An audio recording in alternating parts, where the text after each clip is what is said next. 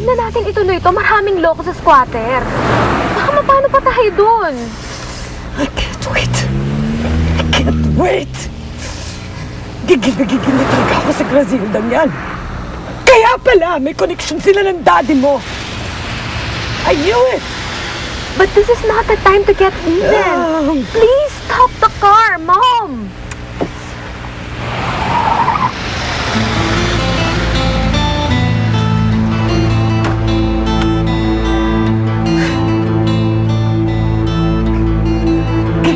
Gigil na ako sa Grazildang yan. I can't wait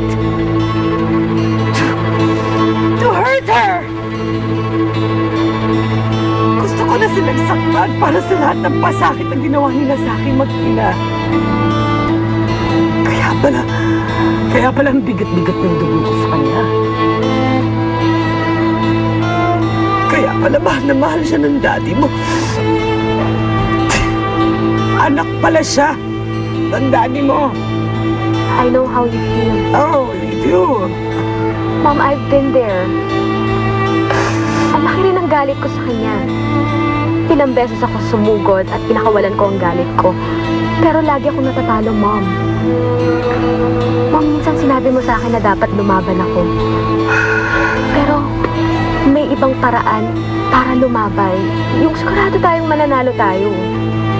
Pues hindi ako titigil hanggat hindi nila nararamdaman ang sakit na nararamdaman ko ngayon. Sana huwag mo kakalimutan na ikaw lang ang babaeng minahal ko na ganito. Umuwi ka na lamang, Eric. Tanggapin mo na lamang na hindi tayo para sa isa't isa. Grazilda, hindi mo na talaga ba ako pwede mahalin ulit? Bigyan mo pa ako ng isang chance. Nakikiusap ako. Sinasayang mo lamang ang iyong oras, Eric.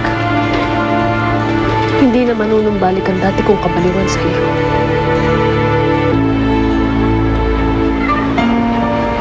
Grazilda!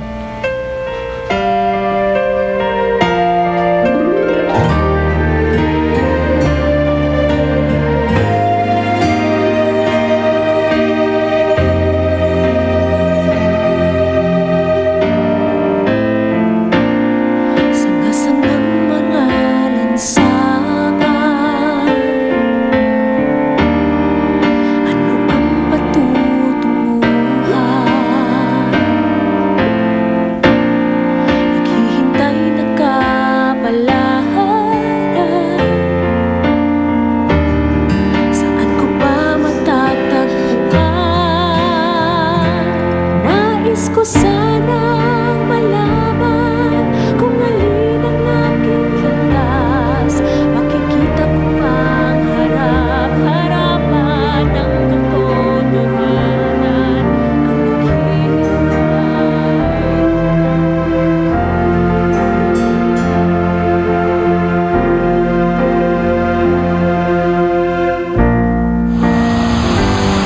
Nasaan ang Terry Godmother? Bakit mo siya inilaban na taka? I just want to thank you.